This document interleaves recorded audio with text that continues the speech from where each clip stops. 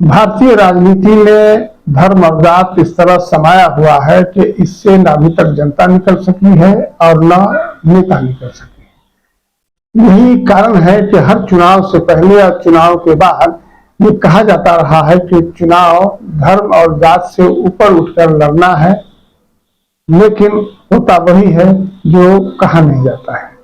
एक बार फिर उसका उदाहरण सामने आया है।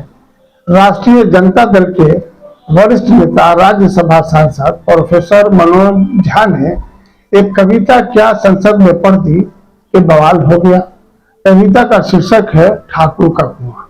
कविता पढ़ने से पहले प्रोफेसर झा ने ये कहा कि ये ठाकुर एक शब्द है, किसी जात के लिए नहीं है।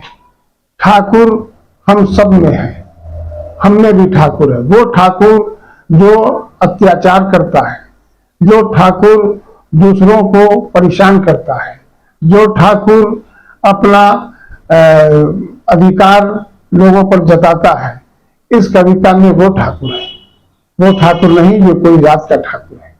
इसके बावजूद ठाकुर जात के कई नेता, जिसमें सुर्खियों में आनंद मोहन और उनके पुत्र हैं, इन्होंने बवाल किया और बहुत सारी भूडी भूडी बातें प्रोफेसर मनोज झा की लिख रही।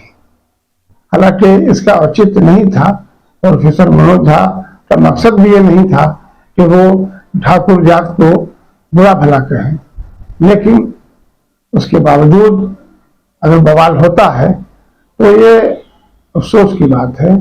आइए मनोज झा की वो कविता सुने जो उन्होंने संसद में पेश किया है। किसी जाति विशेष के लिए नहीं है, क्योंकि हम सब के अंदर एक ठाकुर है जो न्यायालयों में बैठा हुआ है, विश्वविद्यालयों में बैठा हुआ है, संसद की दहलीज को वो चेक करता है। तो कविता कुछ यूं है।